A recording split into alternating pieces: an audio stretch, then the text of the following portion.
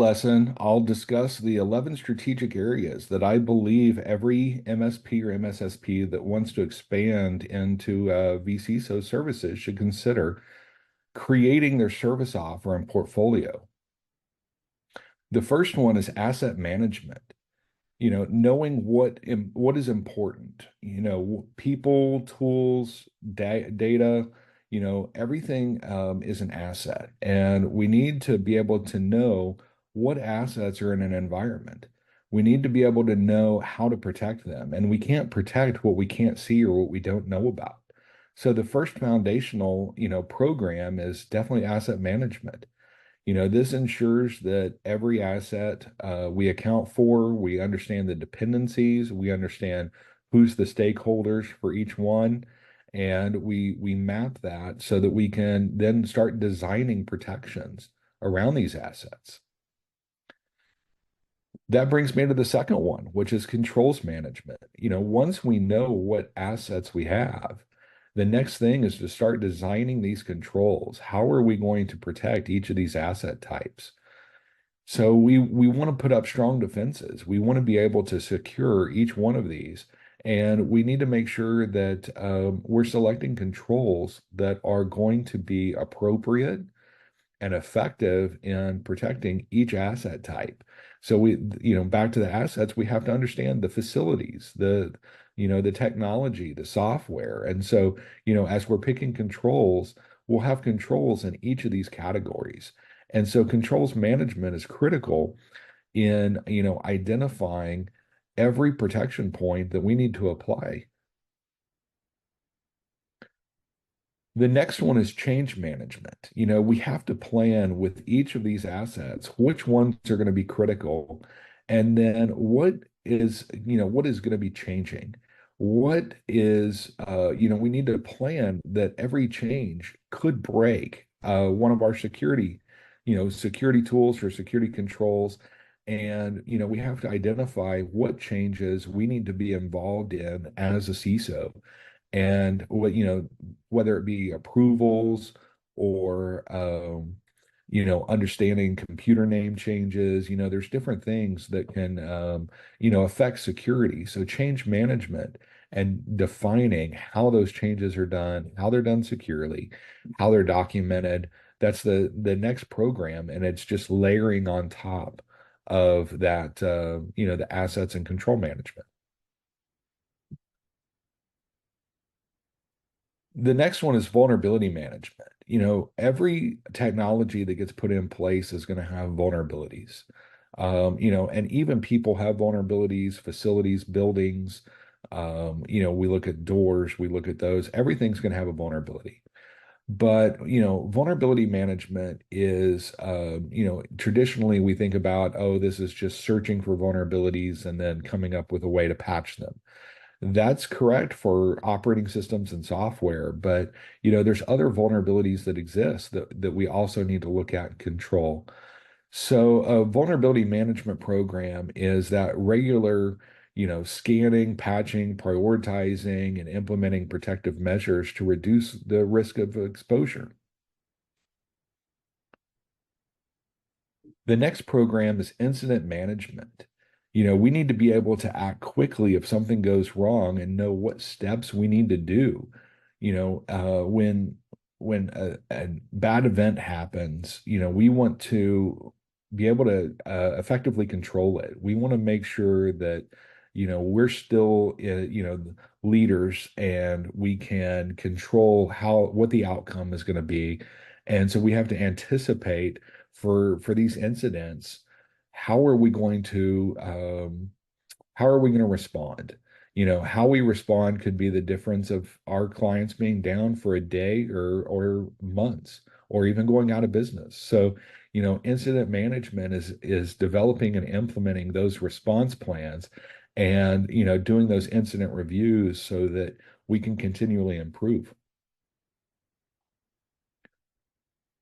The next program is service continuity. We want to make sure that our clients are resilient. So we need to look at service continuity and ensure that the critical business operations continue or quickly resume following a disruption or an incident. This means we need to be able to test. We need to make sure that our plans will work the way we think they will. And this is, one area that is a critical, kind of communication and cross path with IT. So we need to make sure that in a disaster, in an incident, that we can regain functionality of the systems for the businesses to continue. So service continuity is definitely a critical program that cybersecurity and IT work together on to ensure the resilience of the business. The next program is risk management. We need to figure out what can go wrong, decide how we're going to deal with it. We need to identify, assess and prioritize the risk to the organization and decide strategically how we're going to control that risk. What do we need to do to, bring that risk into acceptable levels? This is, where we're going to, start tracking, what is our strategic goals for the 1, 3, 5 year plans to address risk? Some risk, may not be able to be avoided, but the risk management program is where we can communicate that, document that, and align it with business. The next program is external dependency management or supplier management, third-party management. Really, it's that anybody that's outside of our control, that's not our client, but their vendors, their suppliers, their contractors. We want to make sure that anybody that interfaces with our clients, that we're addressing the risk associated with that relationship, that's evaluating the security posture of these suppliers, looking at contracts, looking at making sure that, if we have security requirements that we want to impose on these suppliers or these external parties, that, those are included in contracts and, are handled on an ongoing basis. The next program is training and awareness. And, it's critical that we teach the staff of our clients, how to be secure, right? And so we want to teach them, what are the threat actors doing? How are they evolving their tactics? Different fishes, different, different things in the news. How can we train the staff to, one, identify, attacks that are coming at them, but also two, how to respond, how to report it, so that they feel empowered to, help also the security of the business. So, we want to teach them so that they can, be our last line of defense. The next program is situational awareness. We put in tools and technologies to detect all kinds of events. And situational awareness, is that program that's going to monitor both, the internal and external environments for these threats, vulnerabilities. And, this program involves that real-time threat intelligence. We want to monitor what these threat actors are doing, how they're changing, how they're adapting, what are new threats we need to be worried about. And we need to be able to, bring that in and analyze so that we can anticipate and respond to these incidents proactively, and also, bring it into our strategic plan so that we become adaptable. And the final program is governance. The biggest thing with security is, need to be able to manage that. And within the program stack, that falls under governance.